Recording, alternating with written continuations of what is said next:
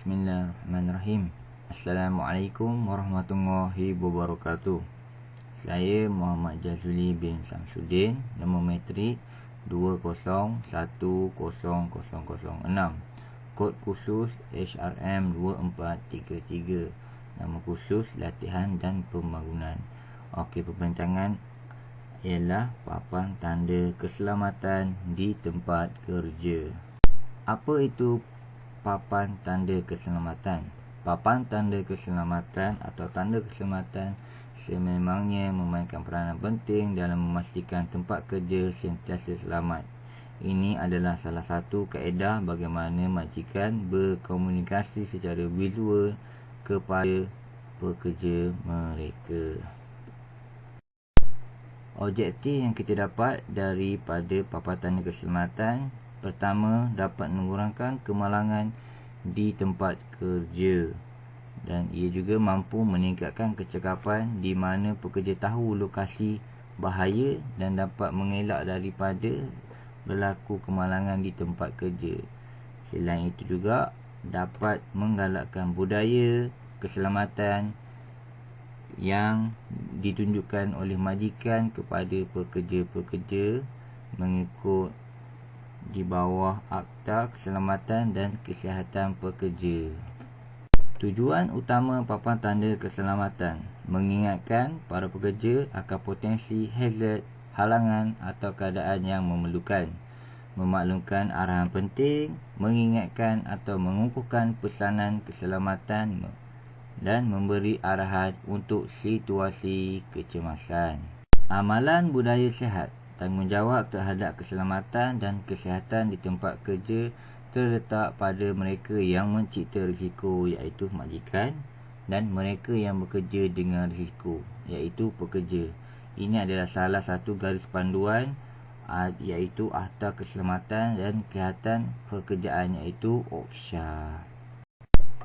Tanggungjawab majikan: menyediakan dan menyelenggara tempat kerja dan sistem dalam keadaan selamat, membuat pengiraan bagi menjamin keselamatan dan ketiadaan risiko kepada kesihatan pekerja, menyediakan maklumat, arahan, latihan yang berterusan dan penyediaan, menyediakan serta menyelenggara tempat kerja serta jalan keluar yang selamat, menyediakan serta menyelenggara kemudahan kebajikan. Selain itu juga papan tanda keselamatan mestilah mematuhi standard OSHA. Apa itu OSHA? Okey, OSHA adalah Akta Keselamatan dan Kesihatan Pekerjaan. Adalah salah satu garis panduan yang diguna pakai oleh syarikat-syarikat awam atau swasta dalam menyediakan dan mempromosi keselamatan, kesihatan dan kebajikan semua individu di tempat kerja. Tujuan OSHA diwujudkan adalah untuk mempromosi dan menggalakkan kesedaran berkenaan keselamatan dan kesihatan di kalangan pekerja serta untuk mempunyai langkah-langkah pengurusan kesihatan yang efektif. Tanggungjawab pekerja: tanggungjawab pekerja perlulah patuh dan ikut arahan pada papan tanda keselamatan.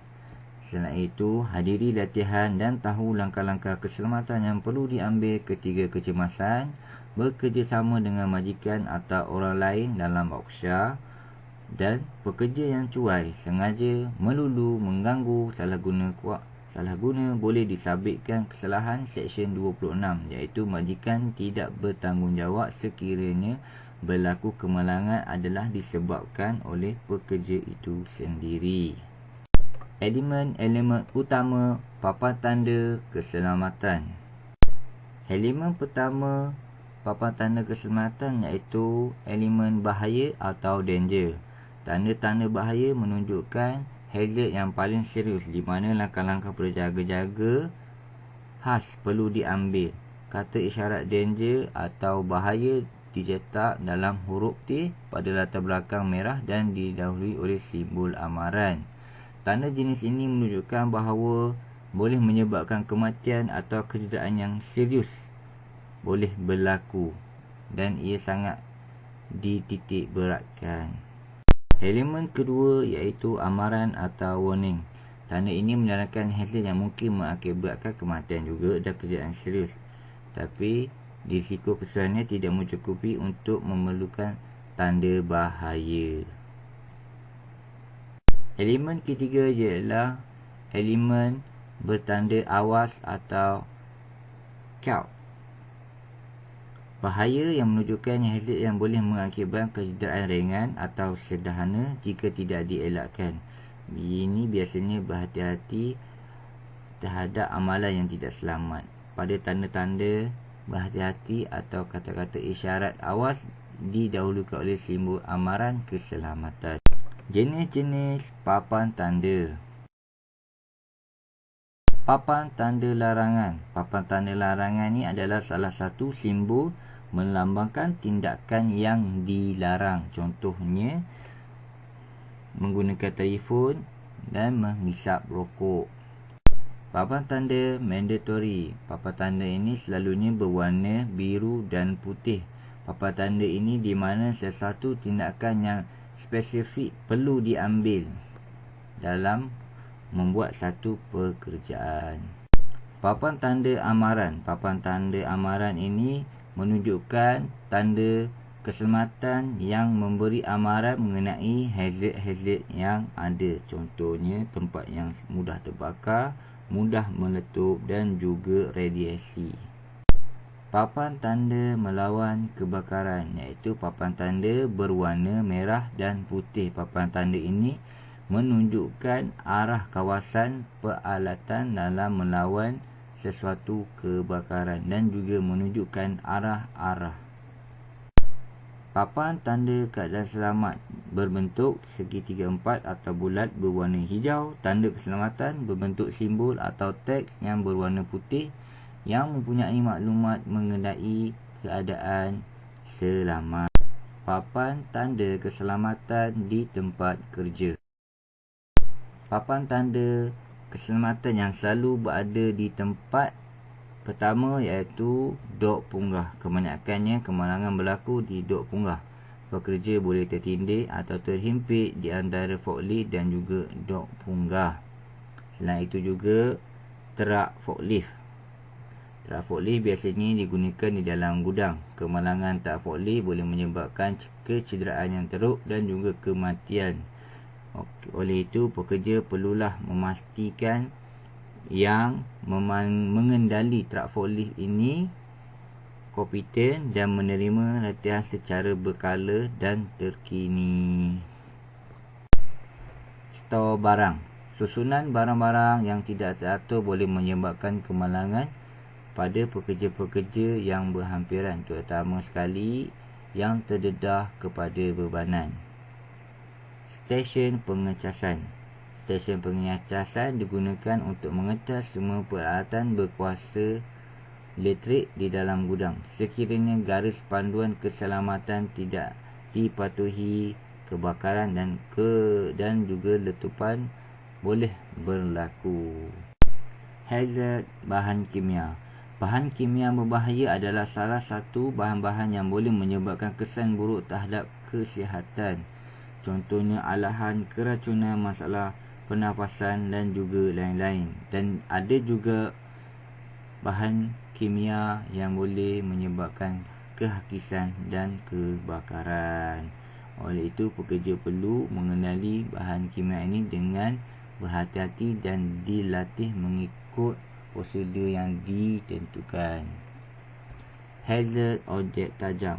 Pekerja perlu menggunakan objek-objek yang tajam seperti pisau, pemotong, gunting atau peralatan-peralatan lain untuk pekerjaan. Risiko kecederaan seperti terpotong maupun menjadi kudung amatlah dititikberatkan. Oleh itu, PPE atau pakaian yang sesuai mestilah dipakai semasa menggunakan objek tajam. Contohnya sarung tangan dan juga topi keselamatan. Hazard berkaitan dengan pengendalian manual. Pengendalian beban secara manual boleh menyebabkan kecederaan di bahagian belakang badan atau trauma akui seperti luka terpotong atau tulang retak. Risiko kecederaan boleh berlaku disebabkan oleh faktor-faktor berikut: beban yang berat, beban yang susah dipegang atau diambil, tugas terlalu berat, tidak cukup ruang di kawasan bekerja, ataupun suhu terlalu ekstrim dan pencahayaan yang kurang baik. Hazard jentera atau mesin. Pekerja yang berhadapan dengan pelbagai hazard apabila berkaitan kerja dengan jentera dan peralatan mesin, bergantung kepada jenis mesin yang digunakan. Mungkinlah terdedah daripada kejutan elektrik, suhu panas, bunyi bising, gegaran, radiasi, gas, cecair dan sebagainya. Okey, penilaian risiko haruslah dijalankan bagi setiap mesin untuk memastikan potensi setiap hazard untuk lebih selamat. Apa tanda tergelincir, tersadung dan terjatuh?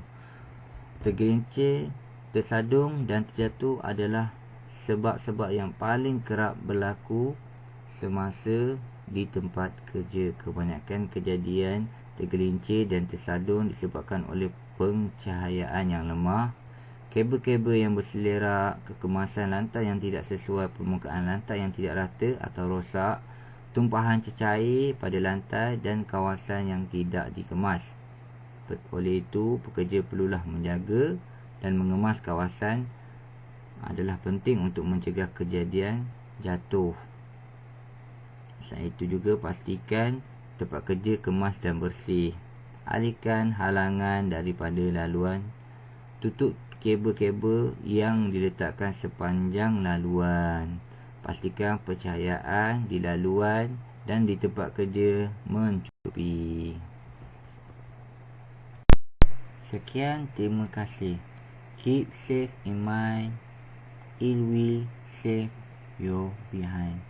Keselamatan diutamakan. Assalamualaikum.